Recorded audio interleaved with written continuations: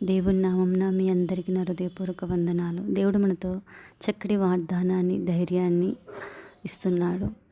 నిర్గమకాండము 14:14లో యుద్ధము నాది, మీరు ఊరుకనే ఉండమంటుంది. ఏ విషయంలో బలహీనంగా ఉన్నారో, దుష్టుడు శోధిస్తున్నాడో, వెంటాడుతున్నాడో, ఆ విషయంలో యుద్ధము నాది, ఆ విషయంలో పోరాటము నాది, ఆ విషయము నాది అంటున్నాడు. భయపడకుండా మనం ముందుకుండి ఉరకుండి ప్రార్థనతో ముందుకు నడుద్దాం.